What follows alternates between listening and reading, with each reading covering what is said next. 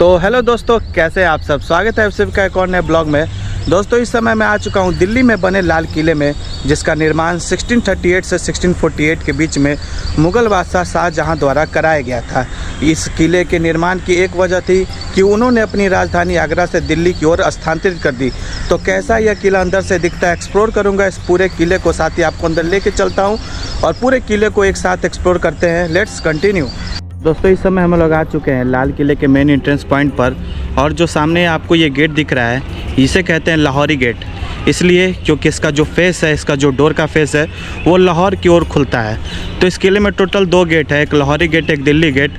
जो लाहौरी गेट है ये वाला, वो आम जनता के लिए हुआ करता था, आम लोग को दीवाने आम में जाना रहता था, जहाँ पर राजा बैठ कर के न्याय की व्यवस्था करते थे, तो लाहौरी गेट से जाते थे। और जो दिल्ली गेट था वो इस किले में रह रहे उच्च वर्ग के लोग और राजा लोग यूज करते थे। तो ये देखिए, ये है वो लाहौरी गेट, और इसी के ठीक सामने मैं आपको दिखाना चाहूँगा इस किले की सुरक्षा व्यवस्था कैसी हुआ करती थी उस समय की।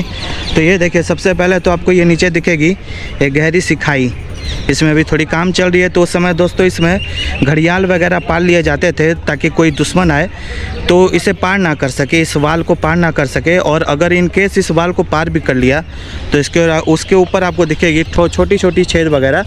तो गर्म घी तेल को चुहा करके अगर कोई वाल पे चढ़ने की कोशिश कर रहा है तो गर्म घी या तेल को चुहा करके उसे स्लिपरी बना दिया जाए और उसके पैर को जला दिया जाए। और कोई अगर उसको भी पार के कर ले तो उसके ऊपर एक और छोटी छोटी छेद दिख रही होगी जो कि तीर कमान के लिए होती थी। तो ये देखिए, ये किले की आउटडोर स्ट्रक्चर है, ये पूरी 2 किलोमीटर की पूरी रेडियस में फैली हुई है ये रेड फोर्ट।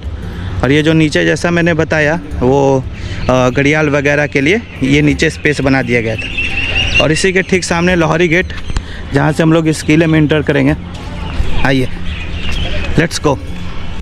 तो दोस्तों अब हम लोग इस गेट के अंदर, लाहौरी गेट के अंदर प्रवेश कर रहे हैं। और प्रवेश करते ही अंदर आपको दिखेगी ऐसी बड़ी सी एक गेट, ये देखिए एक बड़ी गेट है ये, हालांकि ये बाद की लगी हुई है, ये पहले की नहीं है। और इसके अंदर ये देखिए, ये लाहौरी गेट है और ये सिल्ट हो जाती है, पूरी तरीके से बंद हो जाती है। तो ये टोटल जो ये आर्कोलॉजिकल सर्वे ऑफ इंडिया के अंदर ही आती है ये पूरी फोर्ट। और ये लाहौरी गेट से अंदर। आइए वीडियो को कंटिन्यू करते हैं, लेट्स गो। तो दोस्तों लाहौरी गेट को पार करते ही आपको सामने एक और अंदर जाने के लिए गेट दिखेगी। ये देखिए ये कितनी विशाल गेट है। तो अंदर जाने की 2 गेट है, इससे सुरक्षा व्यवस्था भी कर सकते हैं।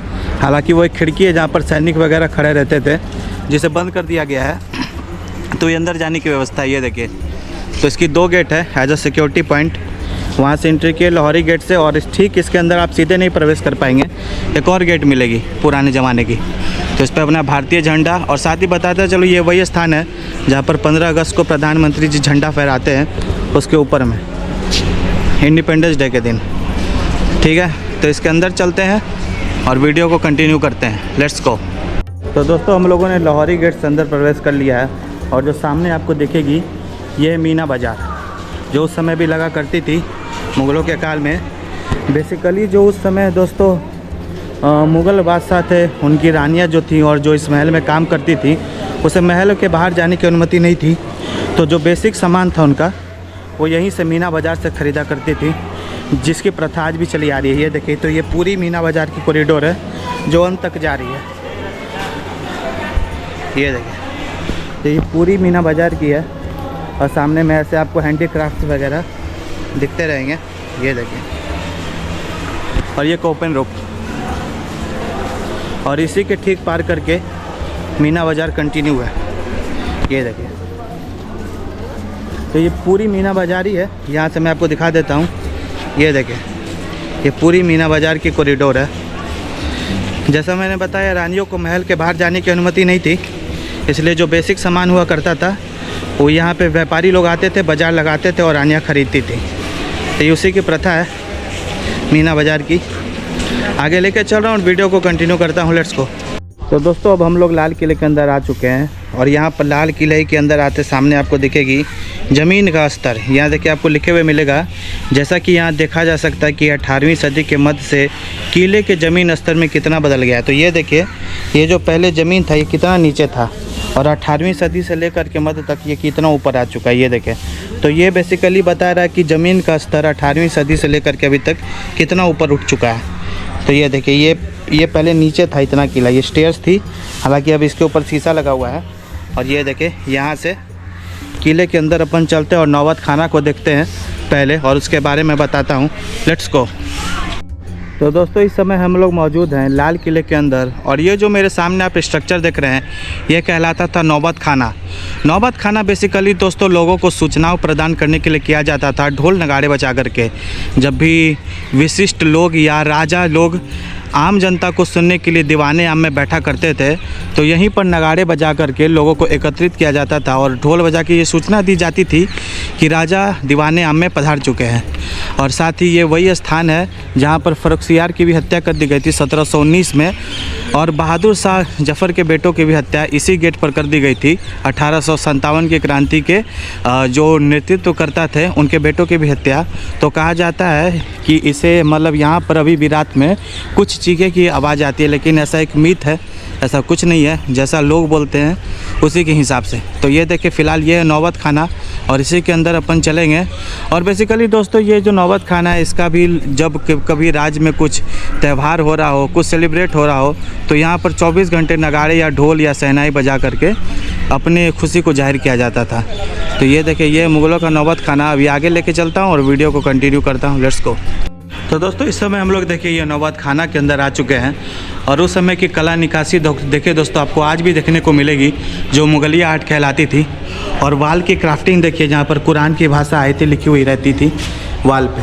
तो ये देखिए ये वो आयतें हैं। फ़िलहाल ये डैमेज हो चुकी है, 18वीं सदी के मध्य की है, और इसके ऊपर जो क्राफ्टिंग है वो उसी समय की है जो प्रिजर्व्ड है। ये देखिए तो ये बेसिकली मुगलिया आर्ट है। और यहाँ पे देखिए पेड़ वगैरह भी उसी समय के सब कुछ मिल जाएंगे। ये देखिए दोस्तों,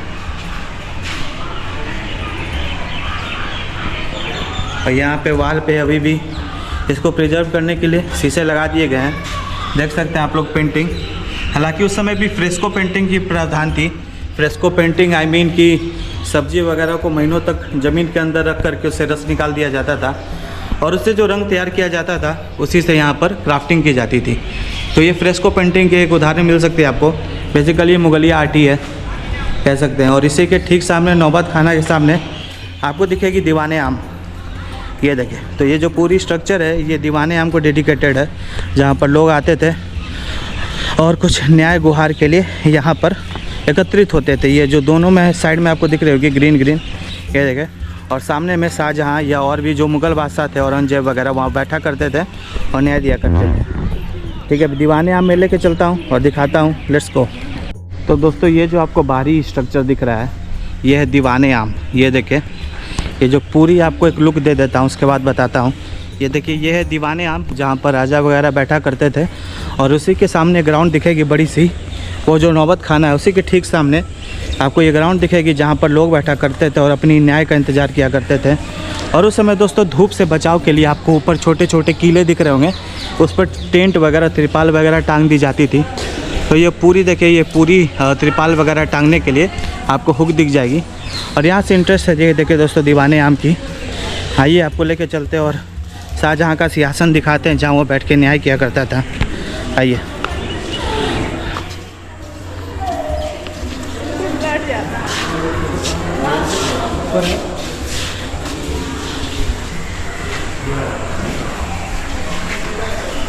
तो दोस्तों इस समय देखिए हम लोग दीवाने आम के अंदर हैं, और ये जो आपको सिंहासन दिख रहा है सामने में ये मुग़ल बादशाहों द्वारा प्रयोग किया जाता था कलाकारी से युक्त। तो यहाँ पर शाहजहाँ और जो उसके बाद के मुग़ल बादशाह थे वो बैठ कर के लोगों के गुहार वगैरह सुना करते थे। और जो उनके वज़ीर थे मुग़ल बादशाह के वज़ीर, वो नीचे बैठ कर के एक पत्थर दिख रहा होगा वहाँ पर से शिकायत पत्र रखे रहते थे, उसे पढ़ते थे और ऊपर राजा को ट्रांसफ़र करते थे और राजा न्याय करते थे। और उसी के सामने ग्राउंड में ये देखिए पूरी आम जनता के लिए दीवाने आम जहाँ पर लोग बैठा करते थे जैसा मैंने बताया। और यहाँ पर वेंटिलेशन का ये देखिए दोस्तों आज भी आपको दिख जाएगी ऊपर छेद वगैरह ताकि हवादार रहे। उस समय दोस्तों फ़ैन वगैरह की व्यवस्था नहीं थी, तो इसी तरीके से काम चलाया जाता था। ये देखिए और यहाँ भी हुक की व्यवस्था है। ये देखिए यहाँ भी हुक वगैरह की व्यवस्था है पूरे में। और ये वाल थी अंदर जाने की जो बंद कर दी गई है। ये देखिए ये बंद कर दी गई है, ये गेट थी अंदर जाने के पहले। और यहाँ से ये देखिए,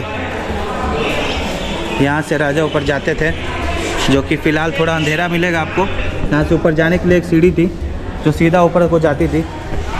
ये देखिए, तो ये दीवाने आम आगे लेके चलता हूँ और वीडियो कंटिन्यू करता हूँ। Let's go. तो दोस्तों, दीवाने आम के जस्ट पीछे आपको दिखेगी एक छोटी सी पॉन्ड जिसे कहा जाता था नहरे बहिसत। तो ये बेसिकली पूरे किले में जल आपूर्ति के लिए एक प्रयोग होती थी और साथ ही ये फव्वारे की तरह भी काम करती थी, जो कि इस किले में एक अलग ही पहचान बनाती थी। उस समय इसका बहुत ही महत्व था। अब देखिए, यहाँ पर बारिश का पानी बढ़ गया है और यहाँ पर लोग अपनी आदतों से बाज ना आकर के यहाँ पर बिस्लेरी के पानी का वाटर कैन और सब कुछ फेंके हुए हैं। फ़िलहाल उससे नज़र हटा के ये देखिए, ये दोस्तों नहरे बहिसत। और उसी के आगे जहाँ मैंने दिखाया वो दीवाने आम का बैक साइड है, जहाँ पर राजा वगैरह आया करते थे। और ये आपको फाउंटेन के लिए दिखेगी एक बीच में टब। ये देखिए, हालांकि ये आई थिंक अभी की नहीं है, ये पहले की ही है, बस इसे एक नया रूप दे दिया गया है। तो ये देखिए दोस्तों, ये उस समय पूरे किले में जल आपूर्ति के लिए युक्त होती थी और यहीं से किले में जगह जगह पानी को फैलाया जाता था। तो इसी के बगल में यमुना फ्लो होती थी, वो भी इसके बारे में बताऊंगा कि लोग जब यमुना नदी से इस किले में आते थे उसकी अलग ही गेट है। और सामने में जो आपको दिखेगा दोस्तों वो वाला बिल्डिंग, वो है शीश महल, जिसकी उत्तरी और दक्षिणी भाग शीश महल कहलाती और बीच की रंग महल। रंग महल इसीलिए क्योंकि बीच में काफ़ी ज़्यादा पेंटिंग थी, इसलिए इसे रंग महल कहा जाता है। और साइड में उत्तरी और दक्षिणी किराना को हम लोग कह सकते हैं शीश महल, क्योंकि वहाँ पर शीशे की क्राफ्टिंग थी।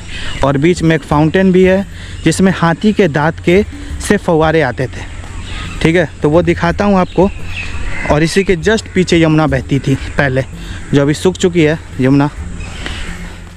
और ये देखिए, ये है दोस्तों, ये मैंने बताया जैसा अभी उसके बारे में। ये देखिए, यहाँ लिखा हुआ मिलेगा नहर ए बहिसत, अर्थात स्वर्ग से बहती हुई जलधारा। किले की एक महत्वपूर्ण विशेषता थी, यह नहर बगीचों और महलों में निवास जल आपूर्ति कर इन्हें वातानुकूलित करती थी। और उसी के ठीक सामने ये देखिए, ये है रंग महल, जैसा मैंने बताया। ये देखिए, तो इसके बीच में आपको दोस्तों ये देखिए, यहाँ पे आपको एक छोटी सी फाउंटेन दिख रही होगी, ऊपर से दिखाऊं, जो एक बैरियर लगा हुआ है। और छोटी सी एक फाउंटेन दिख रही होगी वाइट कलर की, वो पहले हाथी के दांत की थी। और ये पूरी रंग महल की सीन ये देखिए। और इसकी उत्तरी और दक्षिणी किराना शीश महल कहलाती है, उसमें शीशे की क्राफ्टिंग है, वो दिखाता हूँ। फिलहाल ये देखिए, यहाँ से ये देखिए दोस्तों, तो ये रंग महल। और जो जैसा मैंने बताया वो हाथी के दांत की पहले वहाँ से फाउंटेन थी। बाद में जब 1857 का युद्ध हुआ और ब्रिटिश जब इस किले पर कब्जा कर लिए तो उसे तोड़ दिया गया।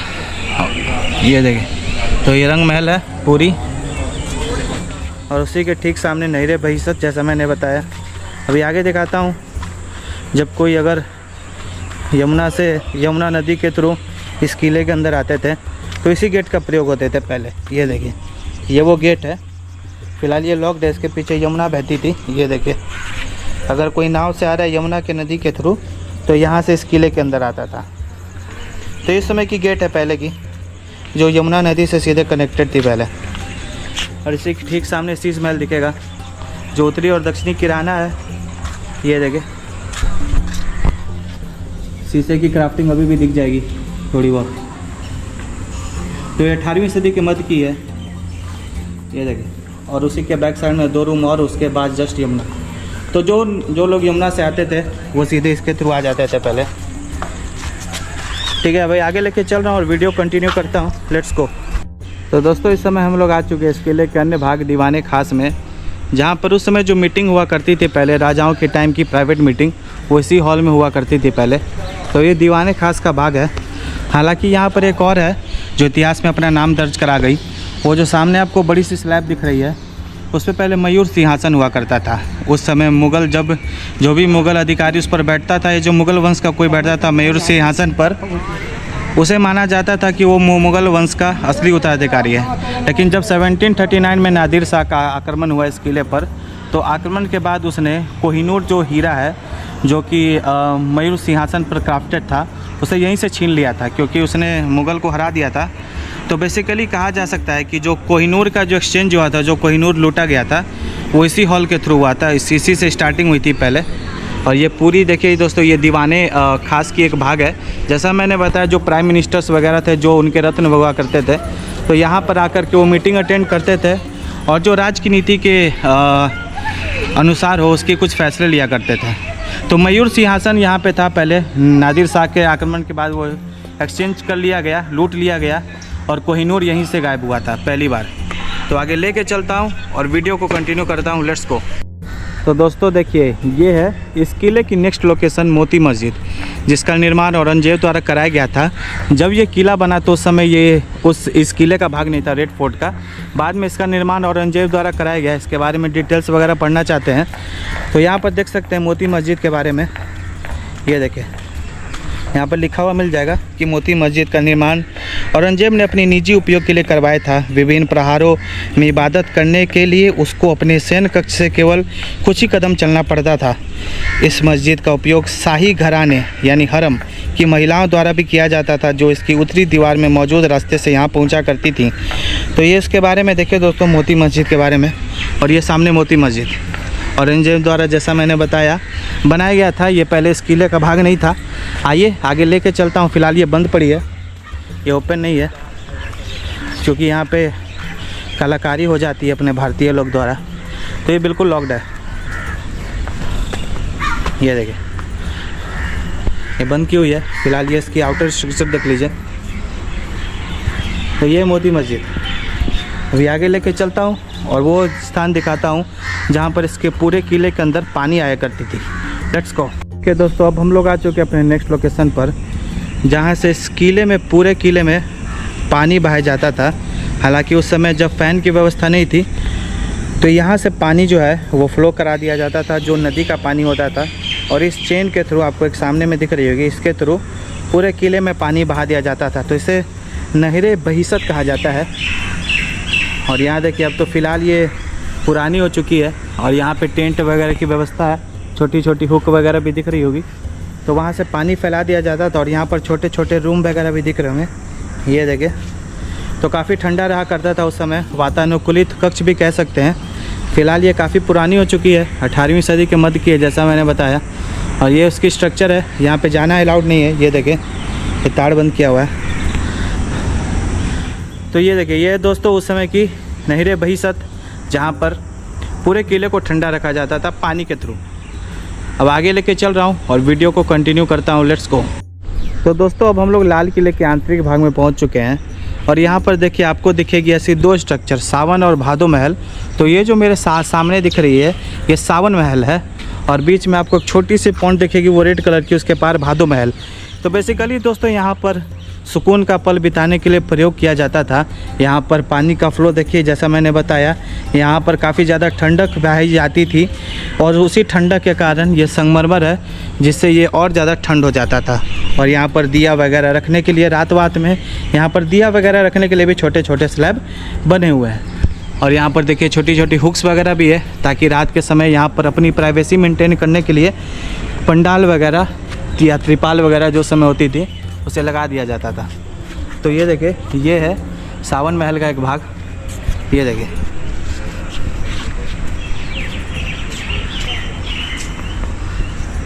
और इसी के ठीक सामने, जैसा मैंने बताया, वहाँ पर नहरे बहिश्त के सामने जैसा पानी फ्लो कराया जाता था पूरे महल में, तो यहीं से निकाल दी जाती थी। देखिए, यहाँ से भी पानी बाहर जाने के लिए भी एक छोटी सी होल बनी हुई है, जो पूरे अंदर फ्लो करती है। पूरी खोखली है दोस्तों, इसके अंदर से भी पानी बहा करती थी। ये देखें, तो ये है दोस्तों सावन महल। और इसी के ठीक सामने आपको फाउंटेन की एक गैलरी दिखेगी। ये अभी का बना हुआ है दोस्तों, ये उस समय का नहीं है, कारीगरी से पता चली जाएगी, ये अभी का बना हुआ है। और थोड़ा दूर से लुक दे देता हूँ आपको सावन महल का। तो ये है दोस्तों, देखिए, ये है सावन महल। और अभी हम लोगों ने सामने से कवर किया नहरे बहिश्त और सामने में मोती मस्जिद।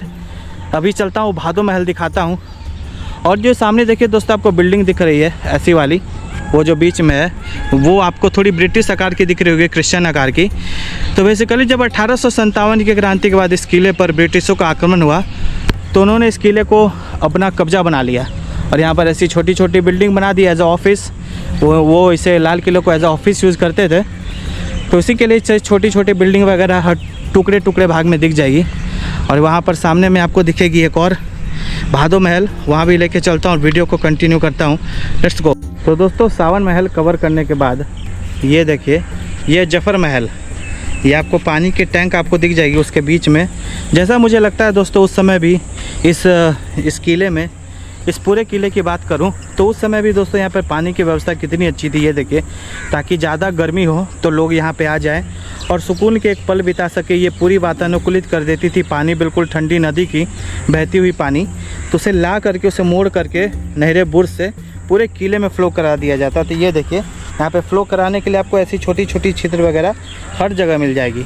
तो ये जफर महल में जाया करती थी। सामने में आपको बीच में लाल कलर का दिखेगा जफर महल, ये देखिए, और उसी के ठीक सामने जैसा मैंने बताया इसके पास सावन महल, और इसी के ठीक सामने आपको दिखेगा भादो महल, जिसका यूज भी वही होता था, सुकून का पल, वातानुकूलित नदियाँ, क्या बात है। तो ये थी दोस्तों मुग़लों की आन बान शान। और जैसा हम लोग जानते हैं कि लास्ट में बहादुर शाह जफ़र का क्या हाल हुआ, ये देखिए। तो ये है दोस्तों भादो महल, वहाँ पे लेके चलता हूँ और दिखाता हूँ। Let's go. तो दोस्तों ये है मेरे सामने जो आप देख रहे हैं, ये है भादो महल। तो भादो महल का भी वही कहानी है जो सावन महल का कहानी है। यहाँ से पानी बहा करती थी, ये देखिए, ये फाउंटेन अभी की है, ये पहले यहाँ से पानी बहा करती थी और पूरे महल के चारों ओर वाल में फैला करती थी और इसे ठंडक रखा करती थी। तो ये दोस्तों भादो महल, इसकी भी वही कहानी है जो सावन महल की है। और यहाँ से पानी का फ्लो मैं दिखा देता हूँ और सही है, ये देखिए, यहाँ से भी आपको पानी की एक स्लैब दिख जाएगी जहाँ से पानी आया करती थी और बहा करती थी पूरे महल में, यहाँ से गिरा करती थी। ये देखिए सामने में स्लैब है पतली सी, ये देखिए, और यहाँ से बह करके सामने में जफर महल जैसा मैंने दिखाया वहाँ पे जाया करती थी। तो ये दोस्तों लाल किला के एक आंतरिक भाग जफर महल का, आगे लेके चलता हूँ और वीडियो को कंटिन्यू करता हूँ। Let's go. तो देखिए दोस्तों, जैसा हर किले में होता है और यहाँ भी है बावली। तो पूरे किले में दोस्तों पानी की व्यवस्था को करने के लिए यहाँ पर भी स्टेप वेल यानी बावली का निर्माण कराया गया था। हालांकि जब 1857 की क्रांति हुई तो इस समय INA के कैदियों को यहीं रखा गया था। तो ये देखिए, फ़िलहाल ये बावली की तरह यूज़ होती थी पहले, जिसमें किले की पानी व्यवस्था और पीने की पानी पीने की व्यवस्था की जाती थी। और जो नदी का पानी था नहरे बहिस से पूरे किले में बहा जाता था वो अलग है, और यहाँ पर वाटर कंजर्वेशन होता था पानी पीने के लिए। तो ये दोस्तों स्टेप वेल, ये देखिए, तो ये है बावली। और यहाँ पर 3 INA के कैदियों को रखा गया था, अपने स्वतंत्रता सेनानी को, वो भी दिखाता हूँ। ये देखिए, ये है बावली की एक स्ट्रक्चर बाहर से। और इसके बारे में अगर विशेष जानकारी प्राप्त करना चाहते हैं तो यहाँ पर आप देख सकते हैं बावली। और यहाँ पर INA के अधिकारियों शहनवाज खान, PK सहगल और GS ढिल्लों को 1945-46 में यहाँ कैद रखा गया था। तो ये है दोस्तों बावली, ये देखें। और यही है इस किले की लास्ट छोर। उसके आगे दोस्तों सलीमगढ़ का किला है, जहाँ पर सलीमगढ़ का किला बेसिकली शेर शाह सूरी के बेटे थे सलीम, उन्हीं का वो किला है। हालांकि उधर जाना बैन है क्योंकि वो ढह रहा है पूरा। तो ये किले की आखिरी छोर है लाल किले की, उधर से हम लोग आते हुए इधर तक लास्ट तक कवर कर लिए। अभी आगे कुछ हो तो दिखाता हूँ, फ़िलहाल वीडियो को कंटिन्यू करता हूँ। Let's go. तो दोस्तों ये थी मेरी एक ब्लॉग लाल किले की, जहाँ मैंने आपको लाल किले का एक टूर करा दिया, जहाँ तक अपन जा सकते थे। अभी दोस्तों मैं जब बावली दिखा रहा था तो उस समय मैंने 1857 की क्रांति का टर्म यूज़ कर दिया, वो नहीं है, उसके लिए क्षमा या खेद। बेसिकली मैं बोलना चाह रहा था 1945 और 46 के दौरान, जब वहाँ पर INA के कैदियों को, 3 कैदियों को रखा गया था, अधिकारी जो थे स्वतंत्रता सेनानी, उन्हें वहाँ कैद रखा गया था, और मैंने 1857 की क्रांति का टर्म यूज़ कर दिया। तो होप सो ये वीडियो आपको अच्छी लगी हो। तब तक के लिए वीडियो को यहीं रैप अप करना चाहूँगा। और भी जगह ट्रैवल करता रहता हूँ, वीडियोज़ आती रहती है। Okay, let's wrap up the video. Thank you.